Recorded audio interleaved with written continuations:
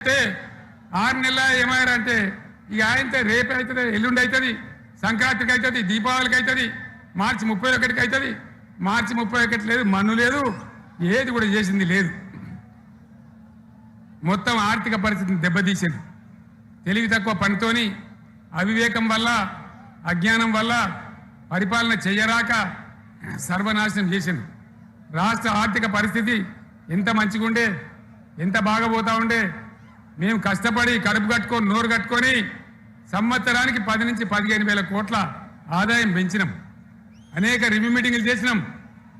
ఎంత బాగా తీసుకొని పోయినాం, తెలంగాణను ఎట్లా తయారు చేసినాం, ఆ విధంగా తీసుకొని పోయినాం.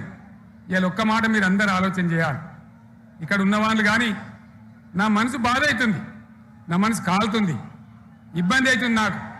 నా కళ్ళ ముందటనే తెలంగాణ ఇట్లా కావడం నాకు దుఃఖం కలిగిస్తూ ఉంది. నేను ఆవేదనతో చెప్తున్నా ఈ మాట. ఒక్క మాట మీరు అందరూ ఆలోచన చేయండి.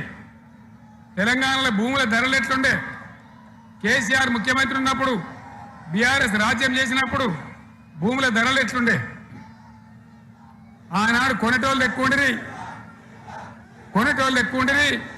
అమ్మేటోళ్ళు తక్కువ ఉండిరి. ఇవాళ ఆపతికి అమ్ముకుందామంటే భూములు కొనేటోడున్నాడా? అడుగుతున్నా భూముల ధరలు ఎక్కడికి పోయినాయి? ఎవరికన్నా 5 ఎకరాలు డాంబర్ రోడ్డు పక్కకుంటే నేను 5 కోట్ల మనిషిని, నేను కోటీశ్వరుని అనే ధైర్యంలో రైతులు ఉండరు. ఇవాళ అడిగేటోడు ఉన్నాడా? ఉన్నదా? ఒక్కటే ఏడాదిలో గింత గల్లంత అవుతుందా?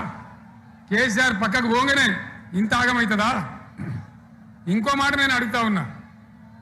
కరెంటును 35 ఏళ్ళు బాధపడ్డాం. నా బావి కాడ కూడా మోటార్లు కాలినాయి.